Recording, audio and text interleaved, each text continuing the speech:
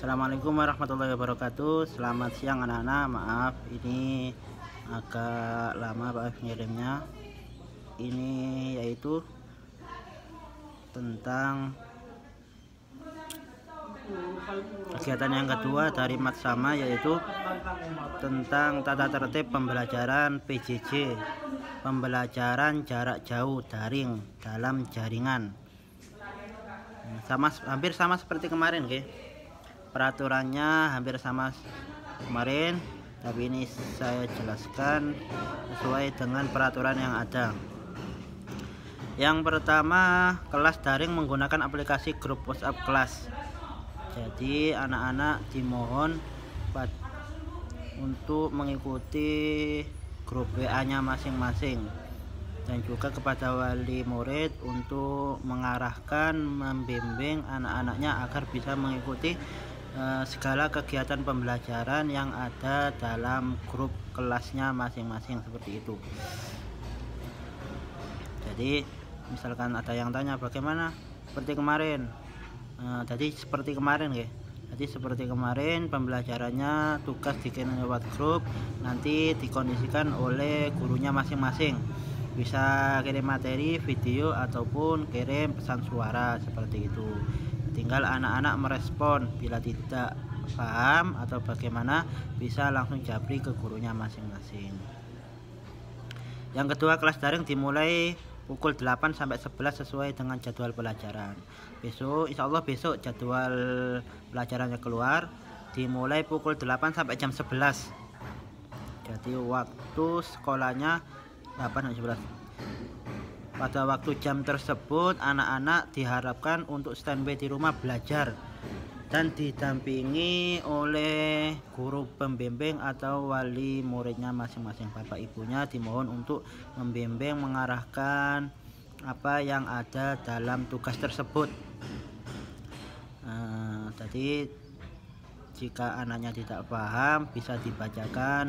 Kadang anak-anak itu bisa membaca, tapi untuk memahami juga sulit, nggih.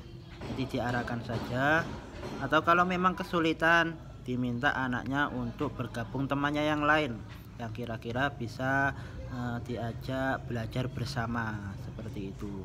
Jadi tidak sendirian, kasihan kalau sendirian, sudah anaknya tidak paham, nggak ada yang ngasih tahu, habis itu nggak ada yang membimbing, maka kesulitan.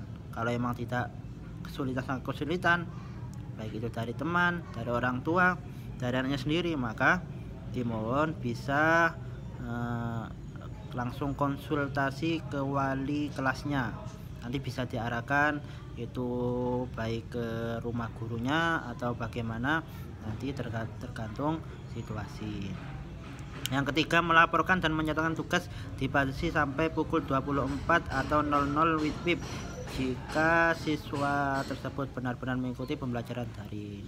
Nah, sama seperti kemarin, pembatasan pengiriman tugas dibatasi sampai 24 jam. Sampai 24 jam ngirimnya, misalkan jam pembelajaran akhirnya sampai jam 12 malam itu harus kirim. Kalau nggak kirim bagaimana? Maka terpaksa harus dianggap tidak hadir, dianggap itu absen A. Maka kalau itu ada pembelajaran yang terlewat, maka pemahamannya juga berkurang dari anak-anak, seperti itu.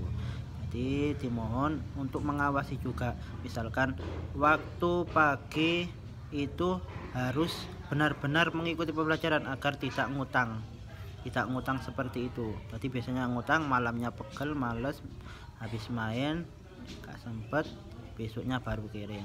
Itu sudah salah, ya. Itu sudah salah kalau kirim pada hari setelahnya. Jadi diusahakan hari ini ada tugas, hari ini juga diselesaikan. Kalau bisa cepat-cepat, baru nanti kalau mau main setelah tugasnya selesai semua. Kalau nggak paham bagaimana soalnya, langsung ditanyakan ke gurunya masing-masing, bisa nanti dijelaskan oleh gurunya yang bersangkutan. Yang nomor 4, laporan dan penyetoran tugas melalui WhatsApp pribadi guru yang bersangkutan, dan apabila tidak lapor maka siswa tersebut menyatakan absen, tidak mengikuti pembelajaran di hari tersebut. Lapornya, tugasnya juga disampaikan ke gurunya masing-masing biar nggak numpuk di WA, grup WA. Jadi kalau bisa tugas-tugas di store langsung ke gurunya biar nanti gurunya yang mengoreksi, biar enak, biar guru yang lain tidak terganggu. Yang kelima, menginformasikan di grup WA kelas jika siswa tersebut izin dan sakit. Nah, ini perlu diperhatikan. Kalau izin sampai langsung ke grup WA, grup bilang, Pak izin, keperluannya apa. Jangan terlalu sederhana ya, maksudnya dijelaskan izinnya apa. Misalkan sampean izin sakit, maka Pak ini misalkan Pak Afif izin hari ini tidak bisa mengikuti karena sakit apa, misalkan sakit perut dan lain-lain, jadi mohon maaf tidak bisa mengikuti pelajaran. Jadi yang bagus kalau izin itu, tidak Pak izinnya apa nggak tahu, atau acara keluarga, Pak ini mohon maaf misalkan Nawa tidak bisa mengikuti pembelajaran hari ini karena ada acara keluarga yang tidak bisa ditinggalkan, maka itu mohon diizini, seperti itu. Jadi izinnya harus jelas nih, jangan tidak jelas, nanti gurunya tanya ini izin toh, tidak ada alasannya, seperti itu. Jadi yang bagus kalau mau izin ke gurunya. Yang keenam, selama pembelajaran berlangsung siswa harus berada di rumah untuk belajar dan tidak boleh keluyuran bermain di luar rumah. Ini nanti ada Satpol PP nya, jadi sampean nanti ada pengawasnya, begitu kepala sekolah atau guru yang lain. Nanti bisa dilaporkan ke gurunya dan bisa diberi hukuman juga.